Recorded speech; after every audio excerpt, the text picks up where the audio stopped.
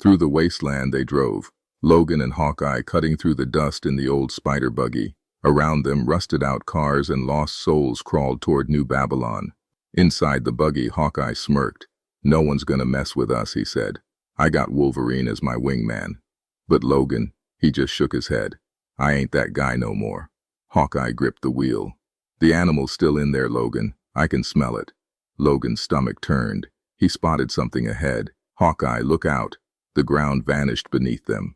The spider buggy sailed into open air. Logan's fingers dug into the dashboard. Then, impact. Dust exploded around them as they skidded across the broken earth. Logan's breath was shaky. Hawkeye just grinned.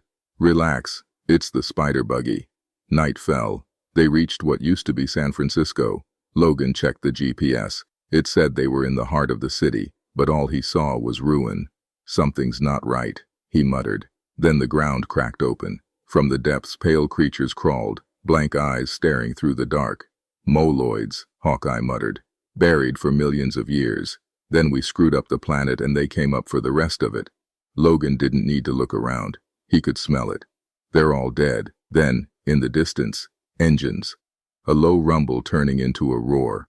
Flames lit the horizon, and through the fire came the riders, chains snapping, ghost riders. A chain lashed out, slamming Hawkeye to the ground. "Keep him away from the buggy," he shouted. But Logan wasn't listening. He was already moving. The fight was brutal. Logan hit the dirt, blood running down his face. The gang laughed. One of them swung a chain, waiting for Logan to react. But Logan didn't move. The leader knelt beside him, sneering. "Come on, Wolverine. Fight back." Logan's voice was steady, calm. "I will never hurt another living soul." The Ghost Rider smirked. "That's real stupid." Then he brought a spiked club down on Logan's skull. Logan crumpled.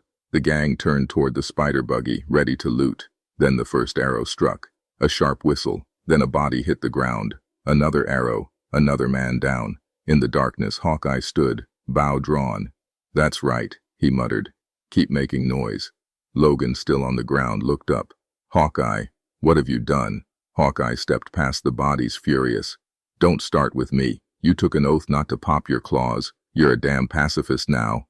Logan's voice was quiet. "I've been telling you this since we left Sacramento." Hawkeye's face darkened. "Yeah, I just didn't think you meant it." And for a second, Logan wasn't there anymore. He was back in the past, pinned under Omega Red's coils, fighting for his life. His claws were out, but it didn't matter. The memory faded. His voice was barely a whisper. "They broke me, bub."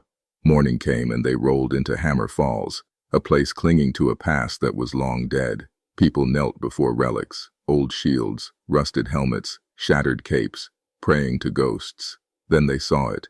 Thor's hammer, still there, still waiting. Before they could take it in, a battered Ultron 8 stumbled toward them. "Hawkeye, thank goodness you're here." Hawkeye frowned. "What the hell?" Ultron's voice crackled. "Tanya sent a message." Hawkeye's face went stiff. They found Tanya, waiting in a garage, and she was furious. "It was only a matter of time before you filled her head with your nonsense," she snapped. Logan frowned. "What are you talking about?"